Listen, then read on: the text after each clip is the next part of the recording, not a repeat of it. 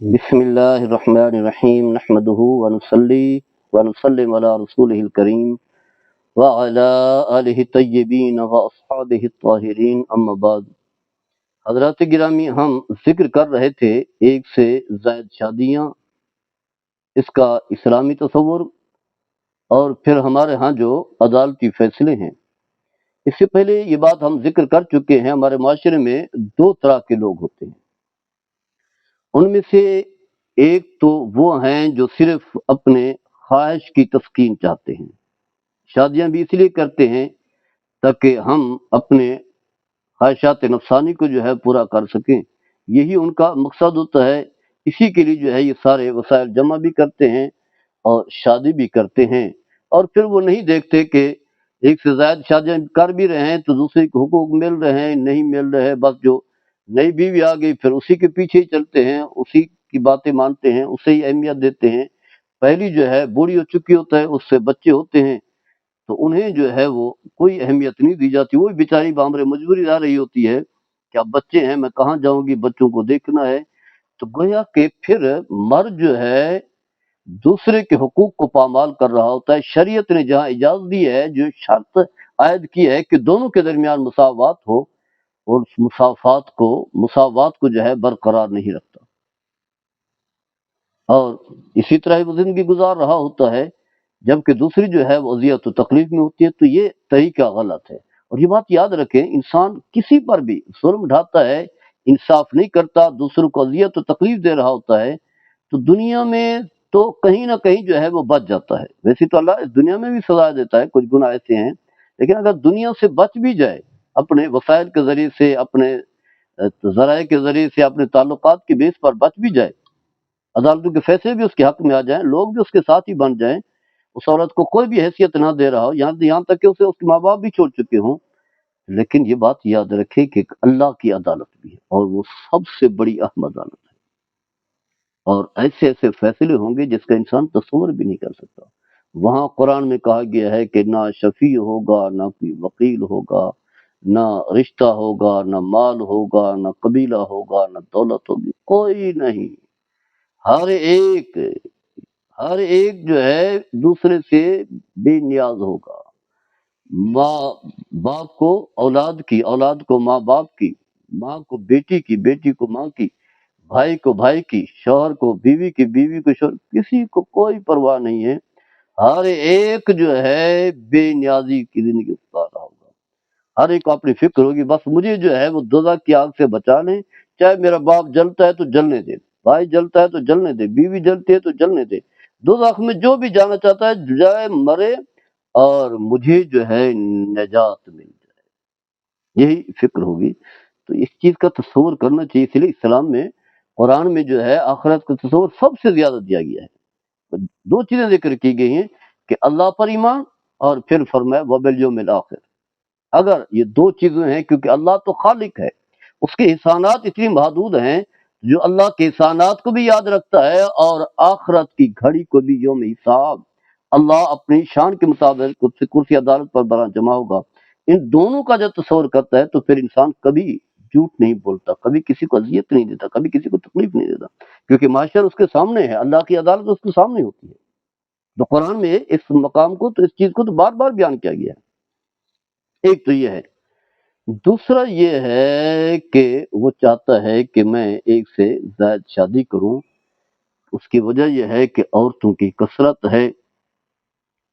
اس کا شوہر فوت ہو چکا ہے، مرد کیونکہ جنگیں ہوتی ہیں، لڑائیاں ہوتی ہیں، دشمنوں سے مقابلہ ہوتا ہے، خاتون تو گھر میں چار دیواری کے اندر رہتی ہے، مرد ہی ہے جو آگے جاتا ہے، فوجیوں میں بھرتی ہوتے ہیں یہی، پولیس میں یہی بھرتی ہوتے ہیں، باقی جو سیکورٹی ادارے ہیں، اس کے علاوہ جو ہے باہر مرد نکل جاتا ہے، لڑائی جھگڑا کرتا ہے، عورتیں بیوہ ہو جاتی ہیں۔ اب اسے سارے کی ضرورت ہے، اسے گھر کی ضرورت ہے، اس کے نان و نفقے کی ضرورت ہے، عورت کہاں سے کمائے گی؟ تو صرف نازک ہے، وہ تو صرف گھر بڑی مشکل سے دیکھ سکتی ہے، وہ کہاں سے کمائے گی، کیسے گھر چلائے گی؟ پھر معاشرے کی جو پریشانیاں ہیں، ہر ایک شخص جو ہے بری نگاہ سے دیکھ رہا ہے، وہ کیسے اپنے آپ کو بچائے گی؟ یا اسی طرح ہمارے طلاقیں بھی بہت زیادہ ہو رہی ہیں، ایسی بلا وجہ ایک ایک مہینے میں جو ہے ہزاروں طلاقیں ہو جاتی ہیں ایک ایک شہر میں، یعنی پورے ملک کی بات نہیں بتا رہا، پوری دنیا کی نہیں بتا رہا، ایک ایک شہر میں جو ہے ہزاروں خلا کے کیس ہو جاتے ہیں، خلا الگ ہے، طلاق الگ ہے، مرد ویسی طلاق دے دیتا ہے چھوٹی چھوٹی باتوں پر، بچے بھی ہوتے ہیں۔ تو اب جو ہے وہ عورت کو سارے کی ضرورت ہے، سارا جو ہے وہ تو شوہر ہوتا ہے، کسی کی بیوی بنے گی، کیونکہ بیوی کا جو تعلق ہے وہ باقی جتنے بھی تعلق ہیں وہ ہلکے ہیں۔ مرد کو عورت کی ضرورت ہے، عورت کو مرد کی ضرورت ہے، ایک دوسرے کو دیکھنے کے حوالے سے، ایک دوسرے کی تکلیف کو سمجھنے کے حوالے سے، پھر جو ہے کچھ راز و نیاز کی باتیں ہوتی ہیں یا کچھ خلوت کے معاملات ہوتے ہیں۔ کوئی عورت جو ہے اپنے بھائی کے ساتھ نہیں کر سکتی، والد کے ساتھ، بھانجے بھتیجے ماموں کے ساتھ، جو یعنی حرمت والے رشتے ان کے ساتھ نہیں کر سکتی، اپنے شوہر کے ساتھ بڑے آزادانہ۔ اسی طرح جو ہے مرد جو ہے اپنی بیوی کے ساتھ معاملات جو ہے وہ طے کر سکتا ہے، باقی تو نہیں۔ تو اسے جو ہے وہ چاہتا ہے کہ اللہ نے مجھے دولت دی ہے، مال دیا ہے، تو میں ایک سے زیادہ شادی کرنا چاہتا ہوں۔ ایک تو یہ ہے کہ گھر میں دو خواتین آ جائیں گی، دو کی دیکھ بھال کروں گا، اس سے بھی بچے ہوں گے، اس سے بچے ہوں گے، بچوں کی کثرت بھی ہوگی، اولاد زیادہ ہوگی۔ اور نبی کریم صلی اللہ تعالی علیہ وسلم کا فرمان ہے کہ میری امت کی کثرت جو ہے میرے لیے باعث فخر ہوگی، میں فخر کروں گا۔ پھر اولاد ہے کہ رشتے جڑتے ہیں، پھر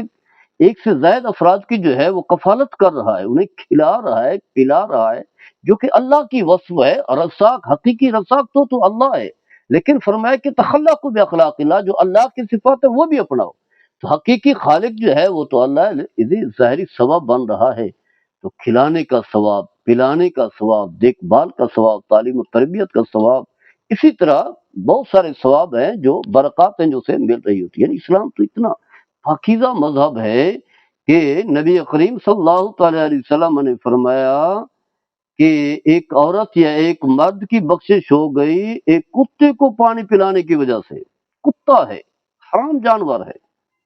اسے جو ہے پیاس ستا رہی تھی، تو عورت نے جو ہے اپنا دوپٹہ جو ہے پانی میں کنویں میں ڈالا، پانی نکالا، اس کے منہ میں ڈالا، اللہ نے، حالانکہ بدکارہ تھی، گناہ گار تھی، اللہ نے اس کے گناہ بھی معاف کر دیا، اسے جنت عطا فرما دی۔ ایک روایت میں آتا ہے، ایک مرد کے بارے میں آتا ہے، ایک شخص جو ہے راستے سے جو ہے خاردار چیز ہٹاتا ہے، تو اللہ تعالیٰ اس کی وجہ سے جو ہے اس کے گناہ معاف کر دیتا ہے، جنت عطا فرماتا ہے۔ اور اس کے مقابلے میں ایک عورت جو ہے بلی کو باندھ کے رکھتی ہے، نہ کھلاتی ہے نہ چھوڑتی ہے تاکہ وہ کھا سکے، اسی وجہ سے جو ہے اس پر دوزخ جو ہے وہ لازم ہو جاتی ہے۔ تو یہ تو انسان ہے، اور پھر کئی لوگوں کو روزانہ کی بنیاد پر کھلا بھی رہا ہے، پہنا بھی رہا ہے، پلا بھی رہا ہے، رہائش بھی دے رکھی ہے۔ تو وہ برکات حاصل کرنا چاہتے ہیں، اگرچہ اس طرح کے لوگ کم ہوتے ہیں، لیکن زیادہ کیوں نہیں ہو سکتے؟ اس کی وجہ یہ ہے کہ ہم نے معاشرے کی تربیت ہی نہیں کی۔ ہماری بھی تو ذمہ داری ہے، خاص کر جو ریاست ہوتی ہے اس کی ذمہ داری ہوتی ہے کہ معاشرے کی اصلاحی تربیت بھی کرے، شرعی تربیت بھی کرے، زندگی جو ہے اچھے انداز سے جو ہے گزارے، ہر ایک کو اس کا حق دے۔ تو دو طرح کے لوگ ہوتے ہیں، لیکن جو شخص جو ہے اچھی نیت سے اخلاص کے ساتھ اور دونوں کے درمیان مساوات برقرار رکھتے ہوئے یہ کرتا ہے، تو اس کے لیے جو ہے ثواب ہے، اور اسے کرنا چاہیے۔ حکومت کو باقاعدگی سے اجازت بھی دینی چاہیے، بلکہ اس کے لیے جو ہے کوئی مہینہ وظیفہ بھی مقرر کر دے، تاکہ عورتیں بیچاری جو ہے ایسی بیوہ ہو کر نہ رہ جائے، بغیر شوہر کی زندگی اس دنیا سے نہ چلی جائیں، کوئی نہ کوئی شوہر ہو، کوئی سہارا ہو، ان کی زندگی صاف ستھری گزرے۔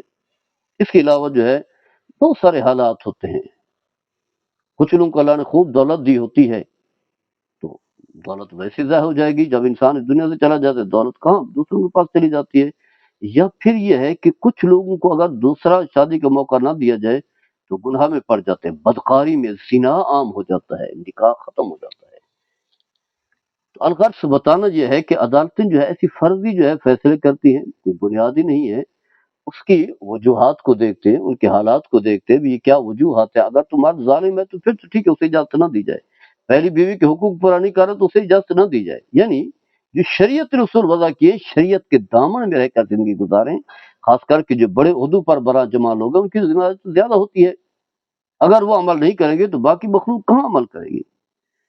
عدالتوں میں بیٹھے جہاں بھی کوئی کرسی پر بیٹھا وہ سمجھتا ہے کہ شاید میں ہی سب کچھ ہوں، میرا ہی آرڈر چلے گا، میں ہی حاکم ہوں، میں ہی فیصلہ کرنے والا ہوں، میری مرضی ہے، میں جو چاہوں کروں۔ تو ایسا نہیں ہے، اللہ کی زمین پر اللہ کا نظام چلے گا، اللہ کے رسول کا نظام چلے گا۔ یہ نہیں ہو سکتا کہ اللہ کی زمین پر رہ کر کے نظام اپنا چلائیں گے تو پھر اللہ تو جو ہے بطش القبیر ہے، ذو القوہ ہے، قہار ہے۔